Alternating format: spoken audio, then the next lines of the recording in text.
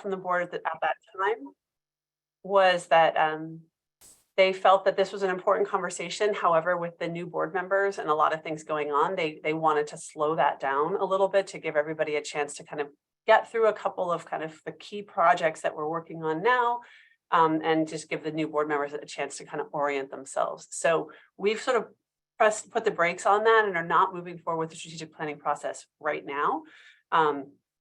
But plan to bring that back later this year and take the board's temperature at that time if they're really ready to engage in that conversation. So not as kind of rapid progress as we had hoped in terms of moving that forward with getting kind of broad board support and direction on doing more of that coordination. But in the meantime, we are going to continue to just convene this group. And, to the extent that we, within our existing, capacity can continue to provide increased coordination, we want to do so. But like the idea of doing like a countywide coordinated transportation priority planning process, I think is something we're going to have to hold off until, we have that strategic planning discussion with our board and get their blessing on that. So that was a major update that I wanted to share. The second major update is just, on the YoloTD project.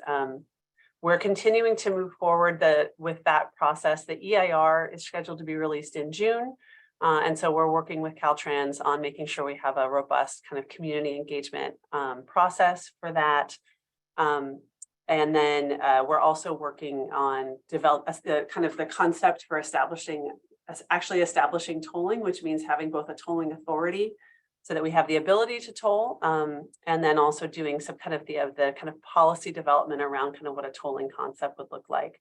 So we're working on that piece as well in partnership with SACOG and Caltrans, and with the goal of being able to apply for tolling authority from the California Transportation Commission by the end of 2023. And we're really hoping to do that again with our regional partners, not just a Yolo County focused tolling authority application, but really like a SACOG regional tolling authority application. So that's the goal, and that's what we're working on right now. And we've had several meetings now with SACOG, Caltrans District 3, as well as the other local agencies in Sacramento, El Dorado, and Placer that are looking at tolling in the kind of midterm around kind of start getting that tolling authority established.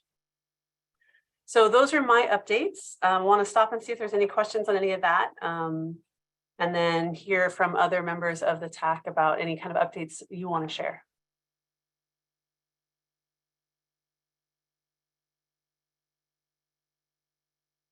Okay, if there's no questions, then does anybody else want to share any updates for the group?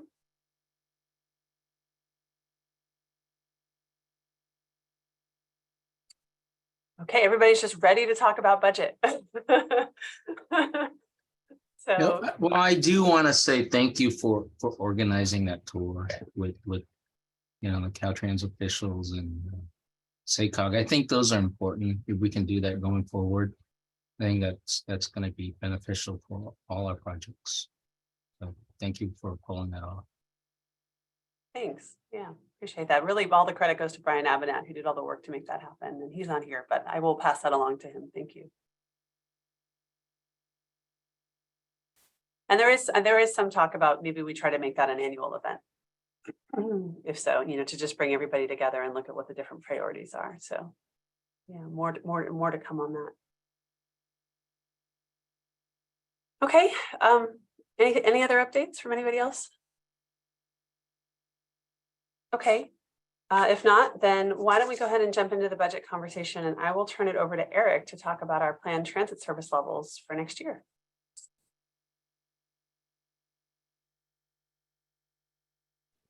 Great, thank you, Autumn.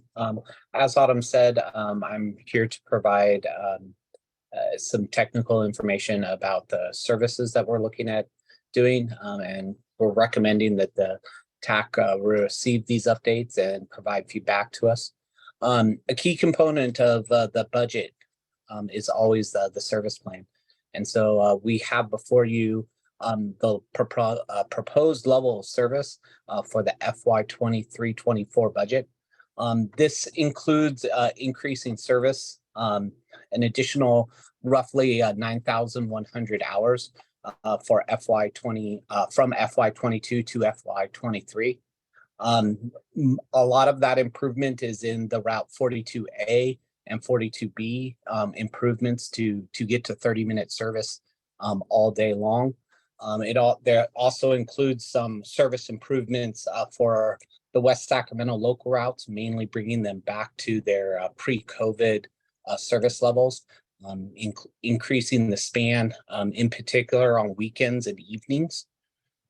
It also includes some additions to the Davis Express service, including routes 43, 44, and 230. Again, these are to bring them closer to pre-pandemic service levels. And it includes some service changes on the Woodland local routes, including some proposed changes that we're taking to the board probably early next year. These service changes would change the service and replace the current 4 routes with 2. So the service plan also includes an estimation for the revenue service hours associated with both ADA paratransit service and microtransit service. Roughly 14,700 revenue service hours for paratransit. And I do believe the total is roughly 16,000 total between the 3 microtransit services. In your packet, you can find a description of the fixed route service hours and miles table. That's attachment number 1. And it does a really good job breaking down the amount of hours and miles that were in the FY 22-23 budget and comparing it to the FY 23-24 budget. I do also want to note that under the total bus trips, in places you'll see that there are 2 sets of numbers for the trips that are being provided. And that is because some of the improvements that we're looking at doing would only go into effect in January and thus are only for 6 months. Here to answer any questions this group may have.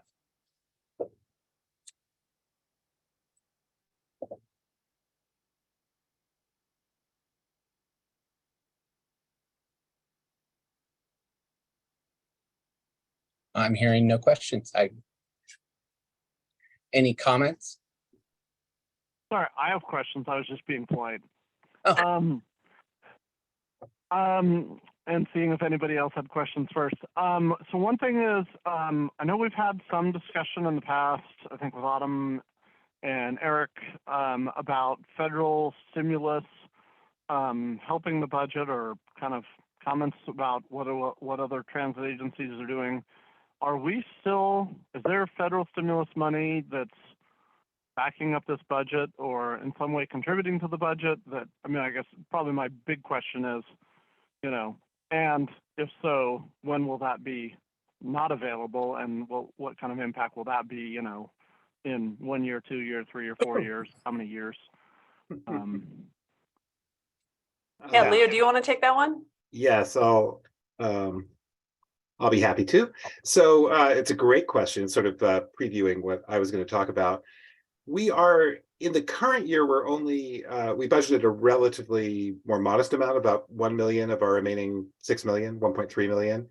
We've decided to budget the rest of our federal stimulus funds, or we're proposing to, provided our board accepts, in next year's budget, about 4.4 million.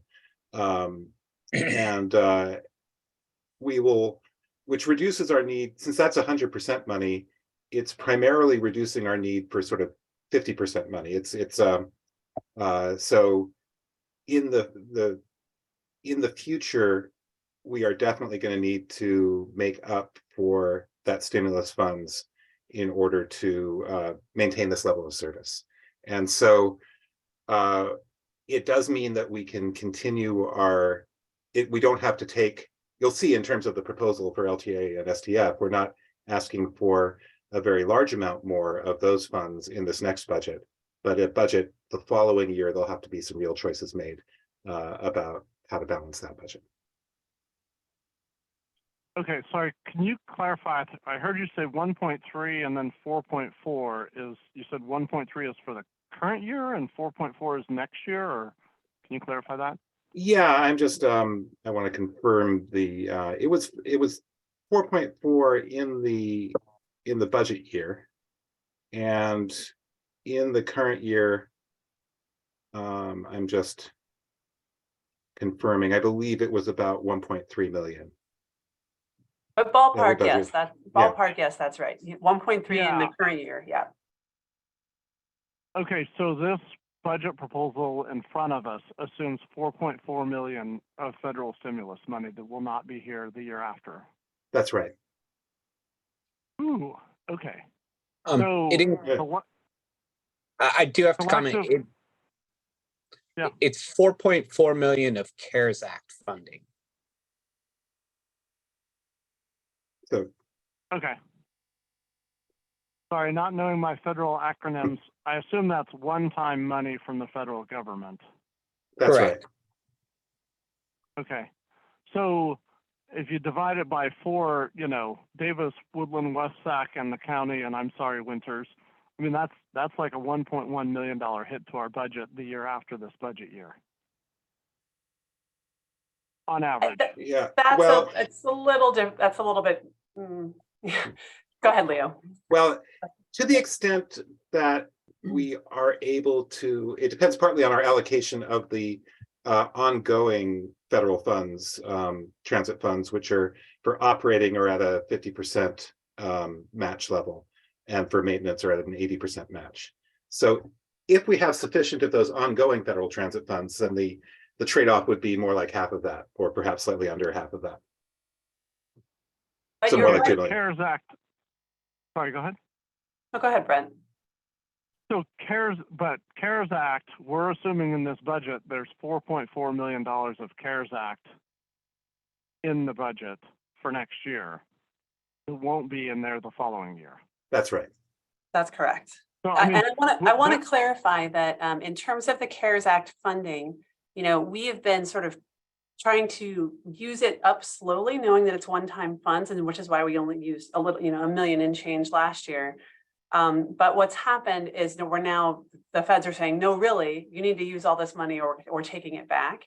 So we also have other allocated revenue that that we have kind of in savings, if you will, because of the fact that we've had, you know, we've cut so much service early in COVID, and we have kind of a surplus that is built up. So last year we also used some of that surplus. So we've been using some surplus and some of this one-time CARES money. So going forward, it's not like this 4.4 million is not all going to need to be backfilled with TDA next year. We also have additional surplus funds that are, you know, that we have in reserve that we can also use, as well with the passage of the bipartisan infrastructure law. Yeah, some of our 5307 funds, we know that those allocations are going up over the next few years. We also don't know what's going to happen with TDA over the next few years. So to say that there's $4.4 million here that all of a sudden is going to come out straight out of TDA next year, it's not that simple. It is true, though, that we have been coasting with stimulus funds for a few years now, and you all have gotten to have more of those TDA funds as a result. So once these do dry up, you know, that does mean that more of the TDA funding is going to have to come back to transit. But I don't think we're in a position to be throwing around numbers about what exactly that means next year or future years. We're just not there. Okay. And I'd just like to clarify that the current year budget was actually about 1.97 million was what was budgeted. We'll see whether we actually draw all of that down. It may be that we can draw less of it, but that included both the urban area 5307 CARES Act funds and rural area 5311 CRSA funds, to be precise. Got it. Okay, so maybe if this makes sense to me, and I'll throw it out there. So my understanding is we have, maybe I'll just throw out 5307 or 5311 money that maybe we can't even use because of the match percentages. So, and that money isn't going away like the CARES Act money. I mean, CARES Act, we're probably facing use it or lose it at some point. And 5307 and 5311 have a little more lifespan to them. Is that a reasonable statement? Yes. I mean, just general. Mhm. So I would like to know kind of what that means from, I mean, I think, I don't know if it was Leo or you, Autumn, said, hey, but probably 50% of that money may not be available in future years. So, you know, basically if we go with the service levels that are proposed in this budget in 2 or 3 years, we're gonna get a hit. That hit's probably not going to be 4.4 million. It's going to be closer to 2 to 2.5. Is that all things being equal? So again, I don't want to put numbers, I don't want to put future speculative numbers out there, because we don't, we don't have those numbers. And also we're actually not really talking about the current agenda item at the moment. So, you know, right now we're really talking about the TDA STA allocations, which is the next agenda item, which if everybody's ready to just go there and doesn't really have any feedback on our planned service levels, that's fine. But I did want to see if there's any kind of other questions or comments on the planned service levels, or, you know, why we're proposing what we're proposing, other than Fred's concerns about TDA money. Yeah, Jeff? Just because I'm curious, how is the TransDev operator situation looking like to promise and implement these changes? You want to take that, Eric? Yes, Jeff, we've been working real hard with TransDev, and I think we're getting to a good place with them, finding out how the new system of hiring people needs to be. Right now, we have the amount of drivers we need to operate our current service, and we have 7 in training and another, I think, 3 or 4 applications, if I remember correctly from our meeting.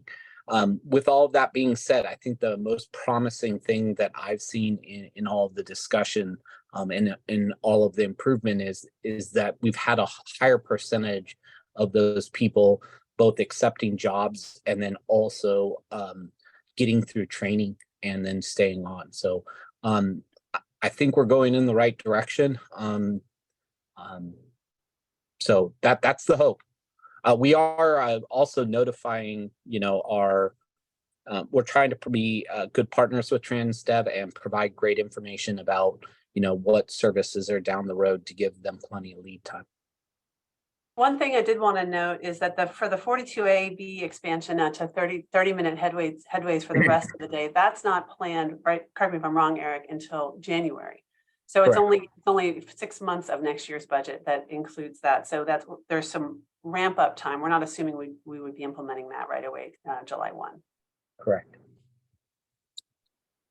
Thanks for that. I just would add in a similar situation over here, where I know our workforces are substantially different, but we are seeing workforce reliability improve, where people are now following through with employment action, where we were seeing a lot of people apply and then never show up, or interview and not accept jobs. So that seems to have waned in the last few months for us too. Great. That's great to hear, Jeff.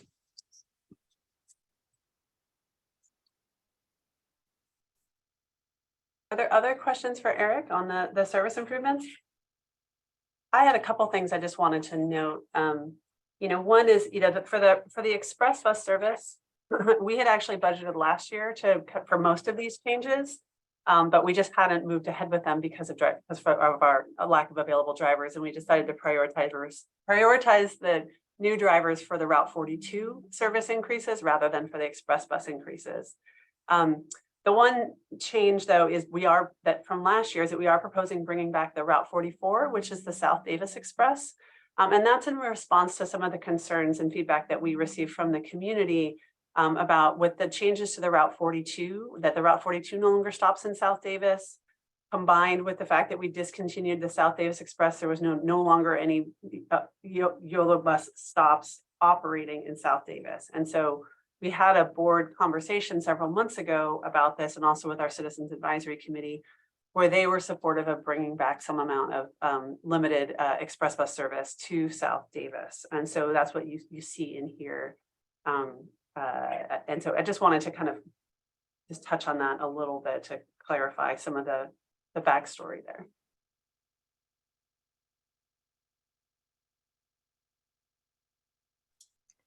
I had a question. really quick. Just some clarification. So on the fixed route service table, the dash is like a range of, or is it a change from last year? I'm trying to Actually, like compare. yeah, no, Stephanie, what it is to show that, for 6 months of it, you would see 12, like, for example, let's take the 37. It Mhm. says 12 loops, Monday through Friday. That would be 12 loops starting July. And then in 6 months, in January is when we're looking at implementing that service. So it would Okay, change to 15. okay, So it's just trying to show the difference that the service increased halfway through the year. okay. I understand. Great.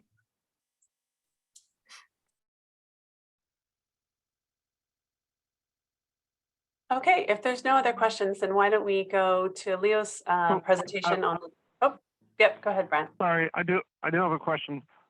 What is I mean, I remember when there was discussions kind of pre-pandemic about the 42 going to 30-minute headways.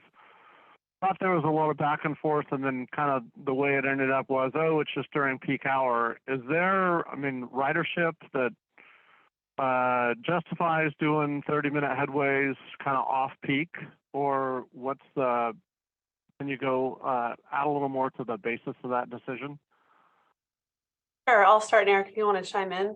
Yeah, so the board's recommend, you're absolutely correct in your memory of YOLO Go. It said, let's start with 30 minutes during the peak hours and then 45-minute headways the rest of the day. And so that's what we implemented this year. We did see a significant, and it said, you know, to start with that and then see how ridership responded. And we have seen a very strong increase in ridership in response to that. The same when we had a board workshop on the kind of status report of how the 42 service changes were going, and that's where they did express the support for bringing back the South Davis Express, and as well they indicated, you know, that they would be very interested in seeing it going to 30-minute headways all day, because the 45-minute headways thing was confusing for riders, and there's some inefficiencies involved in doing it 45-minute headways versus 30-minute headways. And so it's in response to that board conversation that we decided to put this in here in terms of going all the way to 30 minutes all day, which was of course the original YOLO Go recommendation. So there was not a board action that was taken. That was just the direction that we see, because that was not that was an informational item, but that was the feedback that we got from the board at that time. Do we have any information? I mean, I realize most of the ridership we're looking at compared to last year is going to be, of course, great because we're coming out of the pandemic. Do we have ridership numbers from pre-pandemic, kind of now, or pre-pandemic to now? Yeah, those numbers, we have those in our monthly ridership reports do include our pre-pandemic average ridership. And we can forward those to you, Brent. Okay, thanks. Mm-hmm.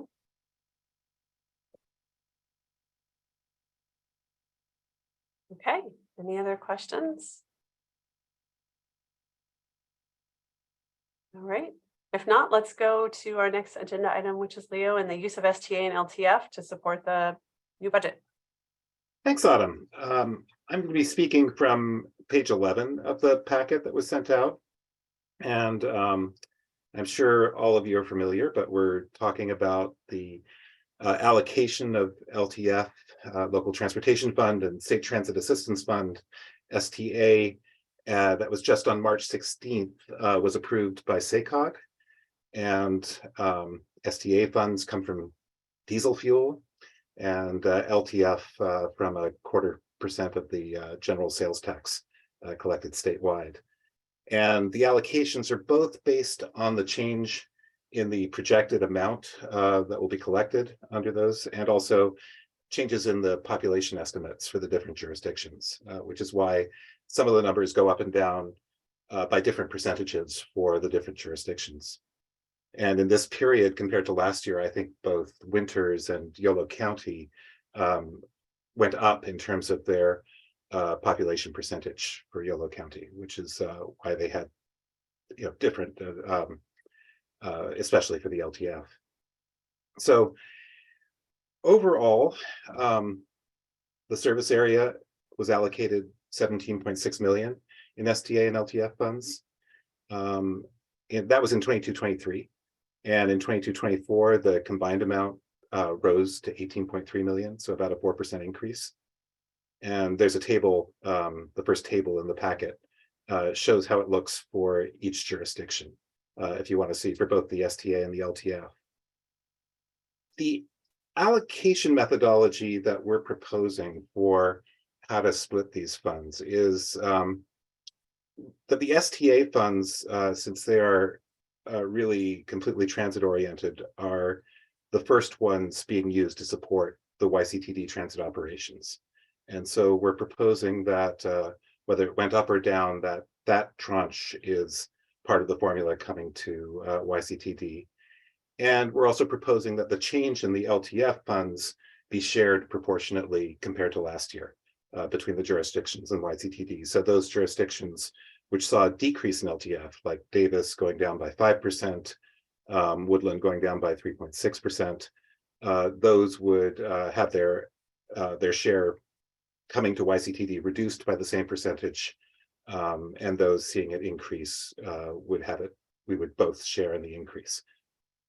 And the result of that formula would have the contribution to our budget, to the YCTD budget, going up from 8.56 million in the prior year to 9.1 million in the current year, or rather in the budget year, 23-24, or about a 6% increase. And what this is funding, so in terms of what our budget requirements are, so our budget is funded from quite a mix of federal funds. The 5307 funds, we're proposing to use a substantial chunk, as we mentioned, of the CARES Act funds. And also we get funds from the YoloTD Winton Nation that runs the Cache Creek Casino, also provides a chunk of funds that supports YCTD's administrative costs. So the LTF TDA is just a portion of the overall budget. Moving to the proposed budget, what we're looking at is that the total budget this is the operating budget, leaving aside capital projects.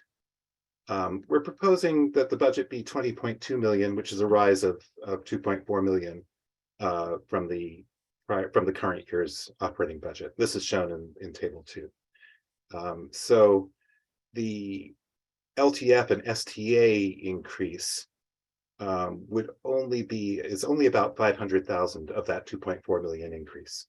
The balance of the increase is coming from drawing down the CARES Act funds and the other funding supports to the budget. The increase in the budget is personnel, representing about 500,000 of it. This includes 2 new FTE that we would expect to be largely grant funded, and we probably would not hire unless we actually receive the new grants that we're anticipating. There's the increase in the fixed route is about 700,000, microtransit 500,000, and paratransit 900,000. There's been a substantial increase that actually reflects the current year demand for paratransit, with just a relatively modest increase from what we're actually seeing. So the actual paratransit use is quite a lot more this year than what we budgeted for. But we're still fine in terms of our current year funding availability for it. So the final point I wanted to make is that, which was just made before, thanks to the previous comments, that this does indeed get balanced with 4.4 million in CARES Act funds. We will need to backfill that funding source in future years. There are a variety of strategies for doing so, including other federal grant funds being part of that. But the need for the LTF funds might increase to maintain this level of service in the future. And that's just something to be aware of. And happy to answer any questions or hear any comments regarding this.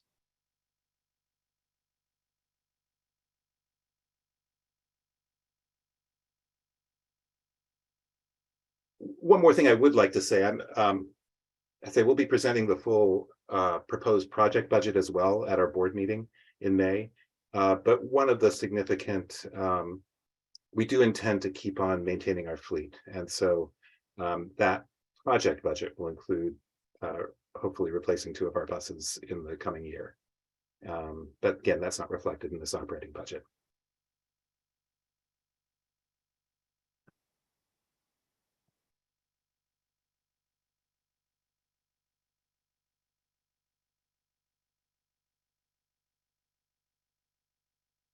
All right. I have a Comments? Oh, go ahead, Brent. Yeah.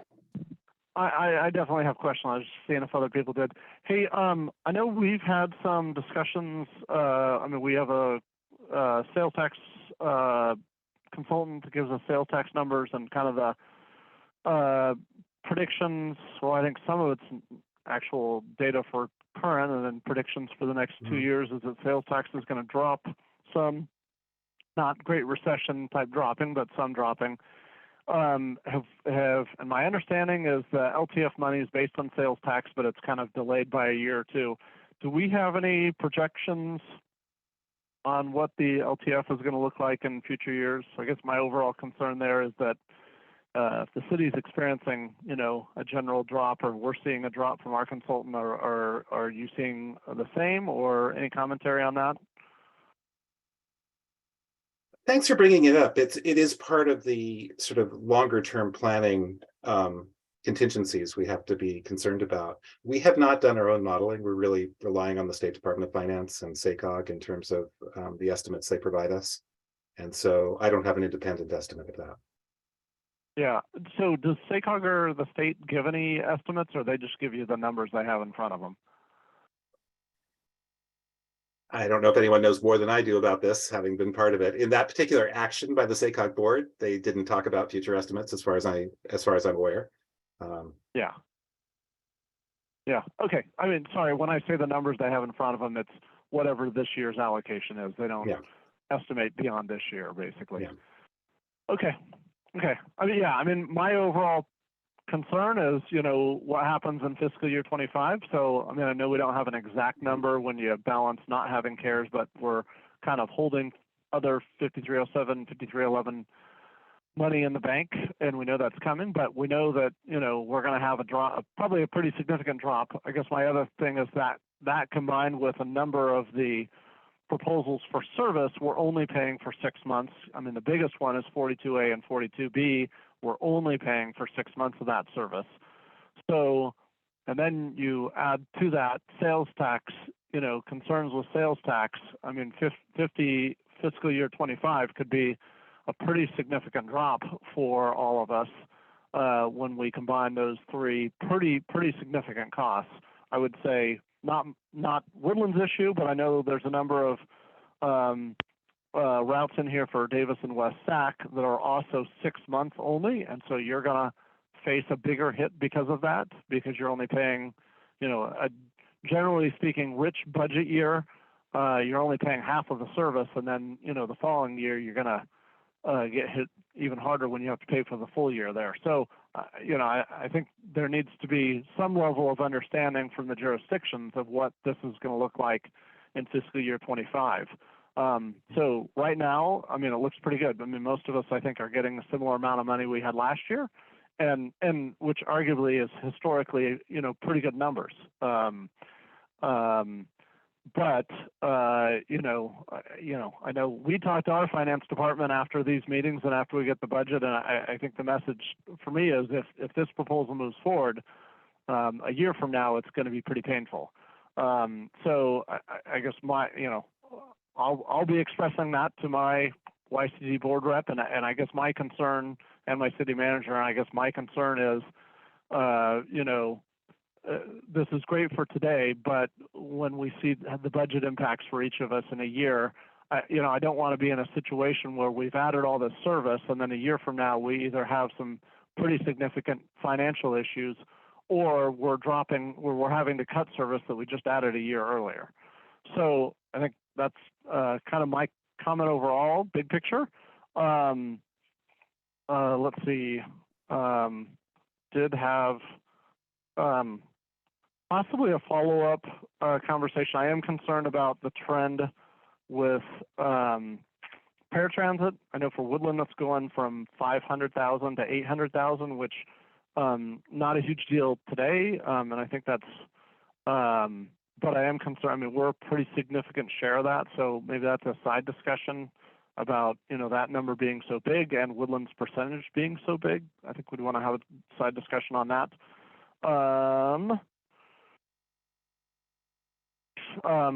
Probably another side discussion is, concerned with kind of how things went with Woodland's transition with microtransit, and some of these conversations, Autumn, you weren't necessarily a part of. I think this is kind of the previous administration, but when we talked about microtransit, it was microtransit and, at most 2 buses for the intracity service, and now what you've proposed is 3, so we're paying about 70% of the service we were for the fixed route intracity, and so just concerned about that, and I think that's it for me.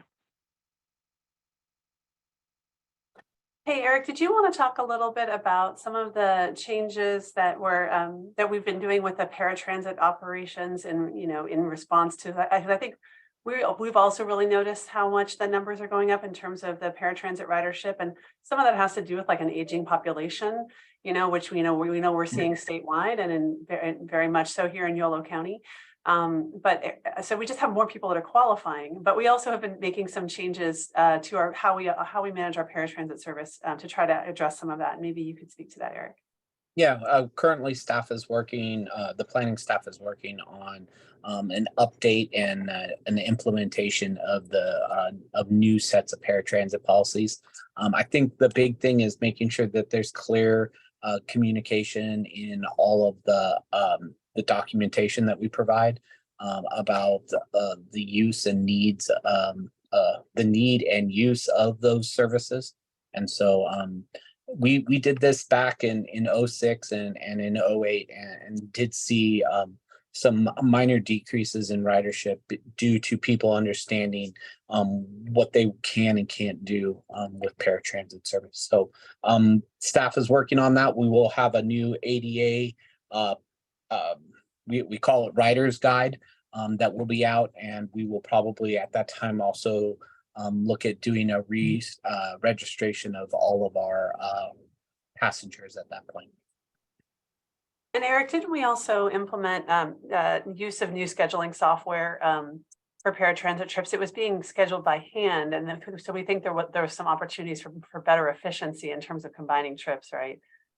Getting our occupancy up. A little bit, but we have just seen a huge increase in ridership that is caused things to need the additional service too. So. Yeah, and yeah, the ridership, when ridership goes up, but we could, hopefully we're doing that ridership as most efficiently as possible by making sure we have as many people in the buses that we're combining trips whenever we can, so that we're getting more passengers per revenue hour, using those trips. So I think so anyway, I think we're very much aware that this is happening, and I would also add that I think that this is actually a statewide and possibly even national trend, that there's just more people using paratransit, I think, as a response to the pandemic. People feel more comfortable in a smaller vehicle. And so those who are, and particularly because we know that the population that is served by paratransit is also a population that is disproportionately impacted by COVID, and folks for whom the pandemic is not over, right? Because they're at high risk. So I think there are some bigger forces that are happening out there.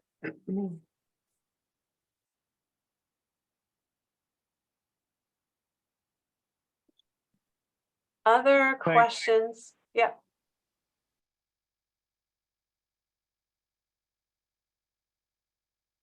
I'm sorry, I thought I heard somebody starting to speak. I do have a question. Thank you. Let's go ahead with Vin. We haven't heard from Vin much. Yeah, this is my first time at this meeting, and I know Todd's on spring break, and I actually share some of Brent's concerns about the future. Our supervisor, you may some of you may be familiar with him. Supervisor Lucas Burricks is on the YoloTD board, and he's our newest supervisor. So he may have some questions about the increase, and especially noting that predominantly it's in our share of admin services. So I would just say be prepared with an explanation. I don't. Is there how do we arrive at this significant increase? I know the amount retained by us is going to go up, due to LTF, but I mean, were we not paying our fair share historically, as far as the county is concerned? Yeah, that's a great question, Vin, and I'm actually trying to remember why it was so low last year for the county, because for some reason not even the full STA was allocated to YCTD in this current year's budget. And I think that was because last year there was we didn't split it up between STA and LTF, and we made a share of the increase of both of them to YCTD. And Yolo County was so low before that even when increasing, it was less than, I think in prior years, it might have been the STA amount, but with all the increases, it ended up being less than even your full STA. And so in this year, we were sort of more equalizing it to the way the other jurisdictions to have it reflect the full STA coming to YCTD, since that's really purely transit funds. And then on the LTF side, using the same principle that was used with the other jurisdictions of sharing the increase. But because you were so low in the current year budget, that looks like a higher increase in this year's proposal.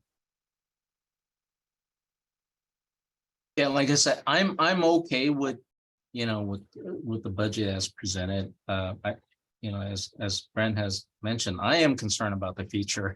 If there's going to be $1 million hit to us, then that's going to impact our ability, to function as far as our maintenance services throughout the county. That being said, we also have a new board member, so I would highly suggest that you be prepared to address similar question from my supervisor. Okay. Thank you. Thank you, Vin, for that. That's helpful. I want to just take a step back and share some of the context around, because I do know we have a number of folks who are kind of relatively new in this meeting and in this space, which is that when it comes to both the STA and the LTF, these are funding that are prioritized for transit. This is the state's transit program. The STA can only be used for transit. LTF is priority for transit, and any unused transit funds that are not needed for transit do go then to the member jurisdictions. But, just to be really clear, we are an outlier in the fact that we consistently for the last few years, more than 50% of the LTF in Yolo County has gone to the member jurisdiction, is not used for transit. That is the biggest amount by far in the SACOG region. Most of the counties in the SACOG region, 100% of this money does go to transit operations. And in the Bay Area, all 9 counties in the Bay Area, 100% of this money goes to transit operations. So we are the outlier in terms of using this money for streets and roads. It's very uncommon. And so, I hear you guys, it's the way that it's been for a while. And, particularly the last few years, because we've had, the COVID recovery funds, you all have been able to use this money for your budgets, and we get that. And, the changes that we've proposed here are direct changes directly in response to the feedback that we've received from our board and from our riders. Nothing that you're seeing in here is something that we came up with out of the blue. And that's why I wanted to talk through why are we proposing bringing back the South Davis Express? Why are we increasing the Route 42s? It's because that's the feedback we've heard from our board. Now, yes, they are in the very difficult position because they sit in both. They have to straddle both their role as YCD board members and also their role as working with you on your streets and roads budgets and public works. And that's a very difficult position for them to be in, and I don't envy them that at all. But I also, the transit in this country is facing a fiscal cliff. I'm sure, you all have heard of the efforts that the big transit agencies, they're all running out of money this year. SAC-RT is cutting service this year. And there's a huge lobbying effort to try to get more state and federal money for transit. Because we're so small and because we've had, we haven't brought back service as rapidly as others, we're not in that position now. And we're not going to be in that position next year. We're not out of money. We're not going to be out of money next year. But the stimulus money is running out, and it is going to mean some belt tightening all around. And I fully anticipate that next year is going to be more difficult than this year. So I just appreciate the dialogue with you all about this. And, we want to be partners and good partners. We recognize that everybody has needs here and that none of this money is going to waste. The money that we know that the money that you guys use is not going to waste, and it's going to fund really important priorities for your communities. And so, sit down and talk with us, and let us know what your concerns are. And we want to work with you to make sure that, what does come to our board, that we've fully addressed any concerns that you have.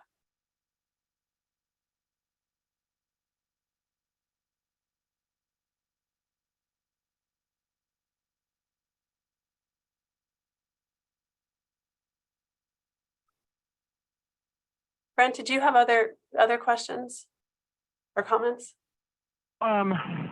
Yeah, I would say, my understanding when we talk about us being an outlier or not, my understanding in the LTS language, the urban counties like the Bay and Sacramento aren't even allowed to use LTF. It's the rural counties that actually use it. So I don't know what the numbers are for Yuba, Sutter, and counties north of here, but typically the counties that are allowed to use LTF, and this is in the authorizing legislation from like 1970, it's rural counties that are allowed to use it for other purposes besides transit outside of an unmet needs process. So anyways, yes. So I can answer that if you'd like. Would you like me to answer that question? Sure. I just feel like to say that the Bay Area doesn't use it, well, they've never been allowed to use it, my understanding, and that was never really the intention. It was really for the rural counties, which were kind of a halfway rural county, but technically meet the definition of allowing. So it was counties that had less than 500,000 people when the law was passed, which included vast swaths of the Bay Area. So the only two counties in the Bay Area that always had 100% were San Francisco and Alameda, my understanding, possibly Santa Clara as well. But Solano County, Napa, Sonoma, Marin, Contra Costa, all were in the same position. San Mateo, they all now do 100% of their STA goes to transit. In the SACOG region, Sacramento is the only county that is mandated to have 100% of their LTF go to transit. But in El Dorado and Placer counties, 100% of their TDA does go to transit. And in Yuba and Sutter, I have to check, but it's less than 50%. We are the highest. Yeah. So I can send all the numbers over. I have them from last year.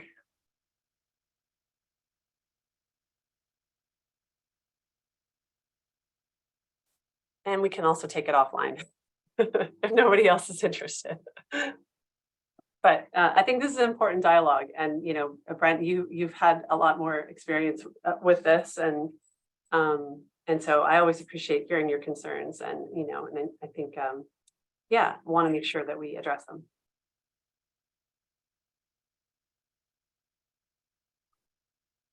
So do you guys want to do a follow-up meeting?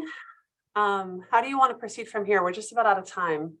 But do we want to do another meeting? Because I'm hearing there are some concerns, and we're happy to schedule an additional meeting if that's helpful, or we can also do it offline, one-on-one, whatever makes the most sense.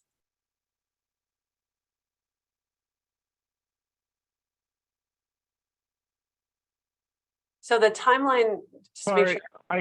Yep, go I ahead. could just add, I mean, I know when these kinds of issues happen in the past, it's usually not this group that's resolving those issues. It's usually, you know, city managers and you, Autumn, that are resolving those issues. Because I mean, it quickly becomes a finance issue. So I mean, I'm forwarding my comments to my city manager, and not at all as a sense of taking it over anybody's head or anything. But I just this group usually is the group that's like, sure, transportation, great. You know, as we forward stuff to our finance department and they get a hold of it, then, you know, then they have commentary. So, I mean, Okay. I think probably better to, I mean, we have monthly meetings with you. I'm sure we'll have more discussion there. I think it's, I don't know if this group is necessarily going to resolve these issues. Okay. But, you know, I, you know, defer to some degree with, you know, the other representatives from the other cities. Okay, do you want me to schedule a meeting with the city managers? Is that the best Yeah, approach? let me share my thoughts with Ken. It might be, and I'll ask his suggestions on, you know, kind of next steps, and do, you know, would it be better just to say you meet with city managers group or something like that? Yeah, I don't know. So sorry, just asking that same question a little bit to Ryan, Vin, Stephanie, and Kirk. You know, how much are you guys involved in, you know, conversations with city management, finance, you know, to have commentary on, you know, what a next step would be. From my perspective, I'm going to just forward my comments to the city manager and, you know, get their input. So I'm in the same kind of situation. I mean, we've been preparing our budgets, have been waiting to see what these numbers were going to be because it's a factor in what we're trying to do. I share a lot of the same concerns, especially about 24, 25 and what that's actually going to look like, but there's a lot of unknowns. I will be preparing a memo and forwarding it on to my director and the city manager as follow-up to this meeting. I'm kind of in the same boat. City of West Sac uses our LTF funding to support our microtransit service. So I spend a lot of time waiting for these numbers to come out, and looking forward to how much we can use to allocate to an increasingly costly microtransit service. I tend to, after this meeting, I will write a memo to my manager and our community development director, and then I let them take it from there.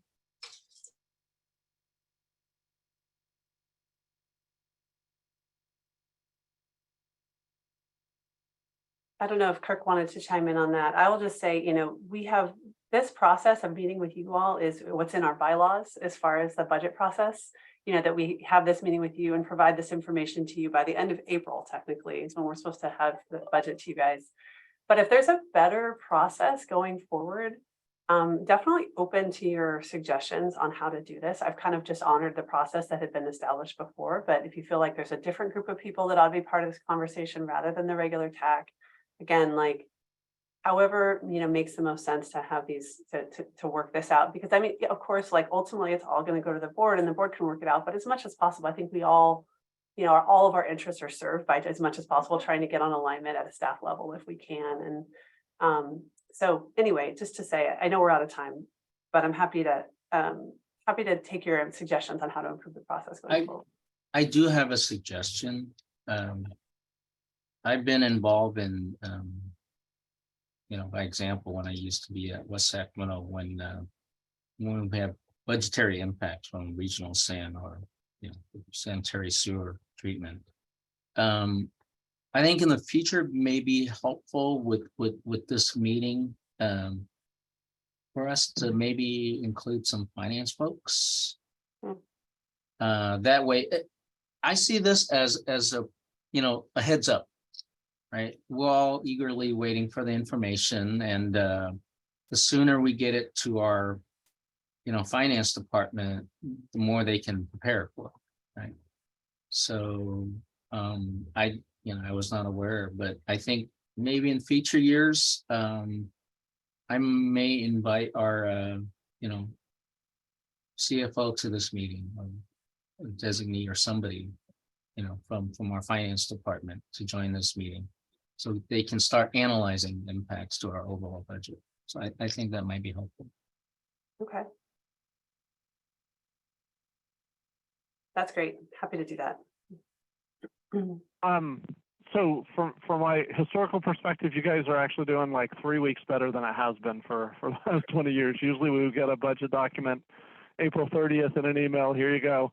And I know for our finance department, that was always problematic. I mean, we'd try to estimate based on, you know, what the conversations we had about service level changes and stuff like that. But yeah, I mean, earlier, you know, the earlier is better. I mean, hearing in mid-April is totally appreciate that, and that's a lot better than the end of April. So just anything you can do earlier is great. But thanks for what you've done this year.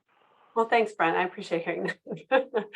Yeah, and just so you guys know, we don't get the numbers from SACOG until I think it's the March board meeting. So we, you know, we're not sitting on this information for 6 months. You know, we act on it as quickly as we get it. So. Yeah. Okay, well, I know we're out of time. So I guess in terms of next steps, I know you guys are all going to do your internal thing. And then again, just let me know if there's follow-up conversations with your finance folks or city managers that you want to have. Brent, I know that we'll be talking. I actually have to reschedule next week's meeting. Unfortunately, I have a doctor's appointment now, but we'll make it happen. But anybody else, Vin, you know, Stephanie, Ryan, Kirk, let me know. We're happy to have follow-up conversations with your finance folks or city managers. Just let us know. Okay. Thank you. Thank Thanks, you. everyone. Have a good one. Thank you. Bye.